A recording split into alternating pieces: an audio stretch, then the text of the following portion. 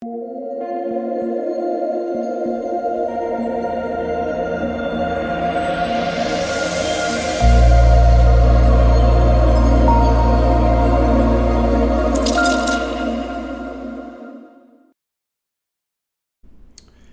what is going on, guys? DK. Back at you with another video here to bring the 2-game NBA main slate on Sunday. Before I get in the video, if you guys are new to the channel, welcome. My name is DK. I make daily videos and live stream for NBA and NFL slates on Draftkings. I also make videos for NBA Top Shot, and you can expect some PGA videos from me in the future. Made one for the US Open. I'm gonna plan on keep making those for at least the summer when we kind of have NBA winding down, a little bit of a gap between the NFL season. If you guys are unable to watch these YouTube videos, they're also up on Apple Podcasts. Link down below. It's called the DKDFS Show. And if you could leave a 5-star rating and review, that would help me out a ton. If you're interested in signing up for premium content, I offer that on patreon.com, an NBA package. If you sign up for NBA, you also get those PGA data sheets for free for every single week. And then also I offer an esports package. It includes Call of Duty and CSGO. We got CSGO slates every single day, Call of Duty slates normally 4 times a week. I do want to thank the sponsor of this show, PrizePicks. So there's a couple different ways you can play PrizePicks if you guys are not familiar. The first way is you just take over/under on fantasy scores. So they'll post fantasy scores and you take the over or the under, depending on which side you lean. Obviously, you don't have to pick all of them. You can pick a couple. You can mix and match sports too. They have every single sport you can think of, and then also they have single stat where you can take over under on like points, assists, rebounders, 3-pointers made. So if you guys want to try it out, inside of you just go DKDFS. DKDFS, all one word, link down below. You will get a 100% match up to $100. You put $100 in, basically a free $100 to play with. So let's take a look. I think of a couple that I think I like the over on. Campaign, no Chris Paul, should start the point guard position, should play probably 30 plus minutes at least. So I like the over on Campaign. DeAndre Ayton only 31.5. I think if the Clippers continue to go small, he should be able to have his way. Should be able to do better, I think, than overrated Rudy Gobert. So I think over on Ayton, over on Campaign. 30.5 for Reggie feels a little bit low, so maybe go the over there too. I mean, that Terrence Mann game, I'm bummed. I didn't get to watch either of those games on Friday, but like what on like 25 points in the second half to come back? Oh man. And then the game 7 here, Hawks and 76ers. Let's see. So I would just say monitor the Bogdan news. If Bogdan Bogdanovic gets ruled out, then I think I like going over on Herter and Gallinari. I think those two get a good minutes bump there if there's no Bogdan. So monitor the status of Bogdan because I think that will definitely help Gallinari and Herter if he is out. So before we talk about players and the prices for this 2-game slate, we can look back my lineup here from the Showdown slate. I guess real quick too, we can go over my lineup here from Friday. I know we had a lot of big winners on Friday, a few takedowns, so congrats everyone who had a really big day on Friday. For me, it was pretty solid. Mitchell was the key. I was hammering that home in the video as well as the live stream. I was like, I like a low-owned Mitchell here. I think he's going to do everything he can for the Jazz, and he did. He went for 70 fantasy points at 14% ownership, so that was massive. Him and Herter were the big reason I cashed. Now with Herter, we'll talk about this with the Hawks. It is crazy. I've been talking about this whole series, but recency bias every time. It's like Herter has the big game, you just go Gallinari. Gallinari has the big game, you go Herter, right? Whoever has the big game in the previous game is just going to be way higher owned. And Lou Williams was higher owned than Kevin Herter last game. Lou Williams. Again, recency bias, right? If Lou Williams didn't have that amazing game 2 games ago and close, he would have been like 2% owned, right? So the recency bias, at least in the playoffs, it has been insane. But yeah, I went with the Clipper stack. So Reggie, Batum, who did really good. Marcus Morris, a little bit of letdown, but he's a chalk. Man, obviously was a must. 50 fantasy points, just crazy. So I went with the low-owned Utah guards. Mitchell, again, massive. Conley, not so much, but it was a risk I was willing to take. And then Embiid bust. And I didn't watch that game, but he did not shoot well. We'll get to Embiid. I'm fine going right back to the wall there. Kind of an outlier game, I think, for him. So, yeah, that was a look back for Friday's slate. And then the Showdown slate, I just played the optimal lineup in the higher stake stuff. Basically, everyone had this. I mean, it's kind of, I don't know. This showdown at least is kind of done. There wasn't a lot of ways you could get different. You couldn't really play 4 stars. unless you played someone really cheap in the captain. So I went with the optimal of KD, Giannis, Middleton, and then Green, Shamet, and Connaughton. Jeff Green, 83% owned. Well, I did not expect him to barely play. I think he was injured. I think they just didn't want to, what was it, the heel or the I forget what his injury was, but yeah, I mean, he played really well the previous 2 games, and then for him to barely play didn't make a ton of sense. So that was a huge shock to me. Huge shock to everyone. Obviously, in the higher dollar stuff, he was the absolute shock.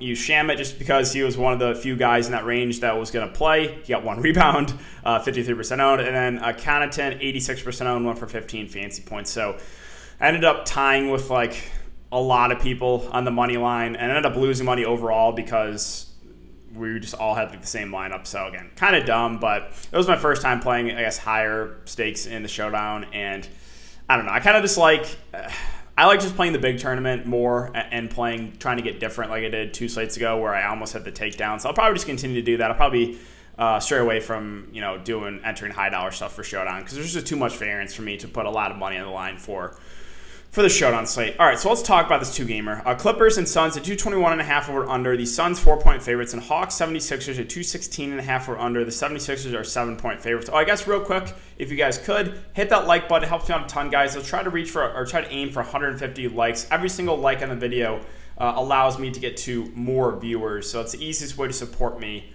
for free. So let's start off with the Clippers and the Phoenix Suns. And we saw the Clippers in Game 1 against the Jazz. They went from basically a 6-man rotation to 11-man rotation.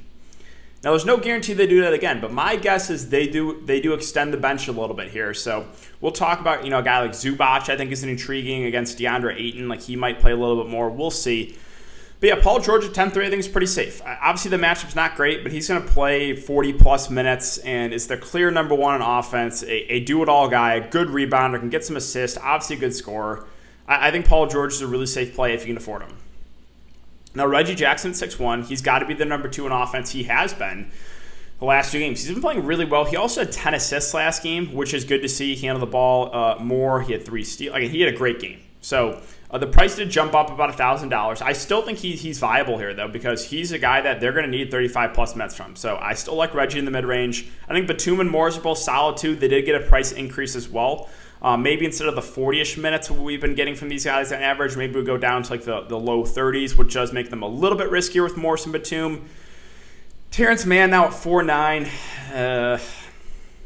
Feels a little bit pricey, right? I know. The crazy game, I know 50 fantasy points, but again, what I've been talking about, recency bias, right? He's probably going to be higher owned than he should be at this price. If he was below 4K, I would like him a lot here. But almost 5K for Mann feels a little bit too much. So I think we probably get at least 25 minutes from him in the starting lineup. And if he plays well, they could extend him a little bit more. But yeah, I think Mann is more of a secondary option for me. Pat Beverly at 3.9K. So he's kind of the one guy that's been in consistent minutes off the bench. But averaging around 20 minutes. I actually played 27 that last time. I think we get around 20 from him. At this price point, makes it hard for me to get super excited because he's just not a great offensive player, even though he did have 12 real-life points last game. Can't expect that from Pat Bev every single game. Now, Zubac is the guy I'm really intrigued about, right? Because, where is it? Yeah, Game 1, he played 20 minutes. So, do the Clippers extend the bench again here? I think it's definitely possible. But I think it's also possible that he barely plays. So, yeah, like I said, I think Zubac is risky, but if I knew he was going to play close to 20 minutes, I would lock him in. It's just, what is Ty Lue going to decide to do? Is he going to extend the bench, or is he going to continue with the tight rotation? So Zubac is a guy I'm very much intrigued by. Like Kennard, Rondo, they probably do get a little bit of run, but probably not enough for me to get excited. I mean, Kennard played actually under 10 minutes last game after playing 20 minutes the previous. So let's move on to Phoenix. And Phoenix, probably my favorite team to target on the slate. I mean, Devin Booker without Chris Paul, 8.9K, I think looks really good. I mean, he's going to play 40-plus minutes or around 40 minutes. He's going to be the clear number 1 in offense. He's going to have to handle the ball more, too. I really, really like Booker at 8.9. I'm really high on DeAndre Ayton, too, at 6'5". I think he should be able to have his way against this small ball front court if they do go small, because he's actually a decent offensive center, unlike, again, overrated Rudy Gobert. So I think DeAndre Ayton at 6'5" looks like a really solid play in the mid-range. Bridges, Crowder, both pretty safe. Both should get 30 to 35 minutes, maybe a little bit more. I think both perfectly fine filler plays. I don't need to tell you what to do with Campaign, right? He's going to start most likely at the point guard and play over 30 minutes. Just a clear value play at 4K. Not sure what DraftKings was thinking with that price. And then the question is here, if, assuming Campaign starts, do they go with like a backup point guard, or do they just kind of go like Booker play the backup, or Booker play the point when Campaign's not out there? Or again, do they add like a Galloway or a Carter or Etuan Moore to the rotation? My guess is they just give more minutes to the guys that were already in the rotation. So, maybe some more run for Cam Johnson, some more run for Torrey Craig. So Cam Johnson at 3.6, I think probably gets around 15 minutes at least no matter what. But I think there's a chance he could play more here. So maybe we get 20-plus minutes from Cam Johnson. I think he's someone that is very much in play for value.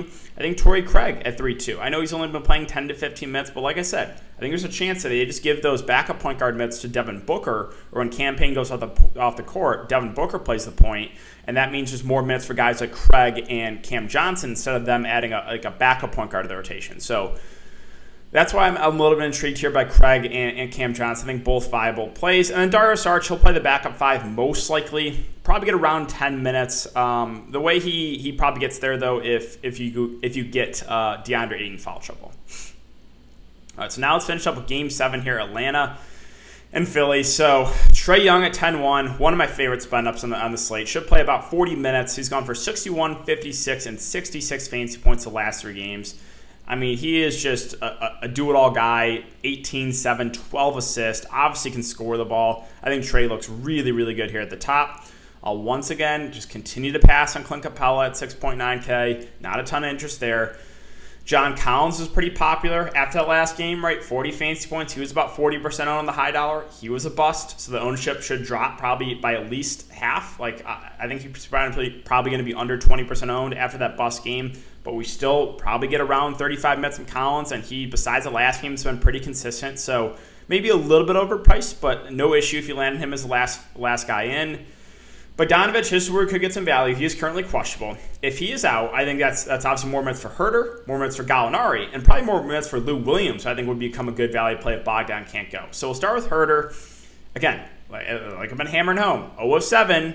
2 games ago, so he was under 20% owned. Lou Williams was more popular than Kevin Herter last slate, and I played him. I told you guys, I'm like, hey, he's going to be low owned because of recency bias, and he went off. Now, it's not like every single time, someone has a bad game, the next game doesn't, it's not automatic that they go off. The reason I always talk about this, though, is because ownership is massive in GPPs. And I always say, like, nothing changes, right, besides the one bad game. That is the only reason they drop in ownership. So, at 5.2K, the price jumped to about $1,000, but if there's no Bogdan, like, he's probably going to play about 40 minutes, I would say. So I would like Herter there. And then Gallinari, too.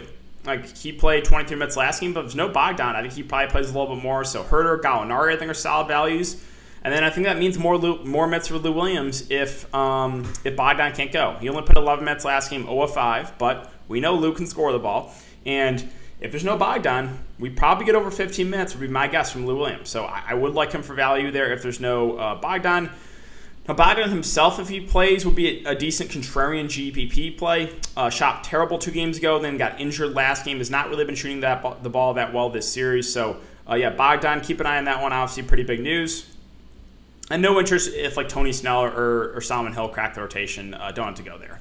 So let's finish up with Philadelphia. Again, Joel Embiid, surprise bust. He was about 70% owned in the higher dollar stuff. I had him. He was one of my few letdowns on Friday. I'm fine going right back to the wall, though. Sure, he had an off game, bad shooting game. It's just the combination of, normally a pretty high floor and high ceiling.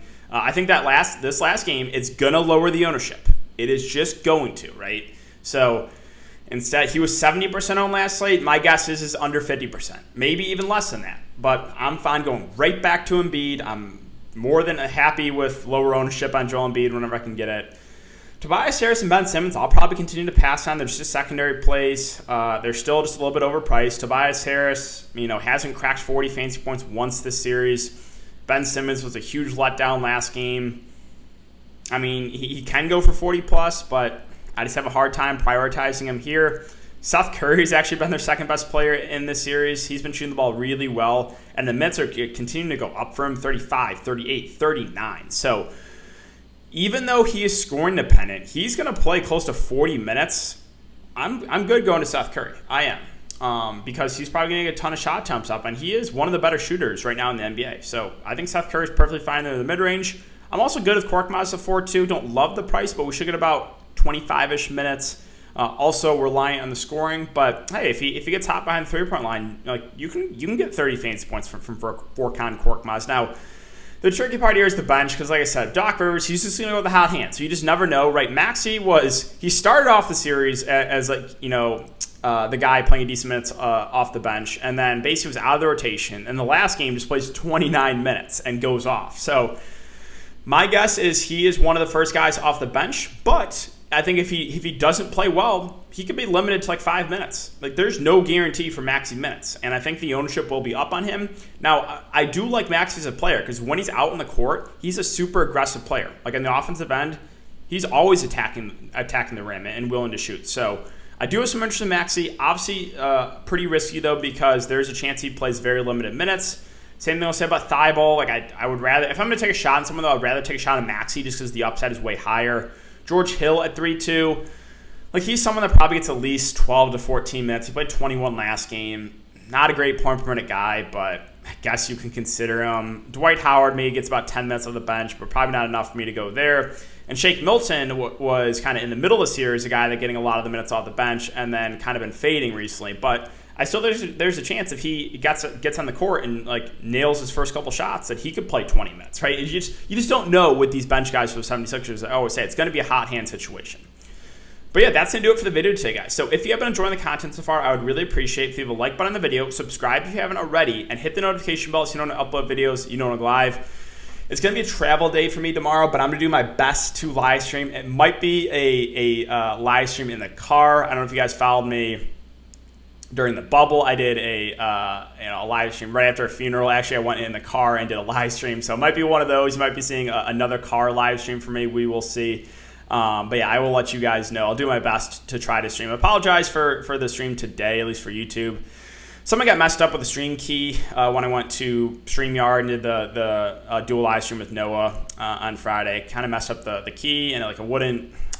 I don't know. I got it figured out for the Patreon live streams. Hopefully it's good for tomorrow, but I do apologize for that. But yeah, thanks again, guys. Have a great night, and hopefully I will see you guys tomorrow in the live stream. I'll let you guys know on Twitter if I can, in fact, get it going.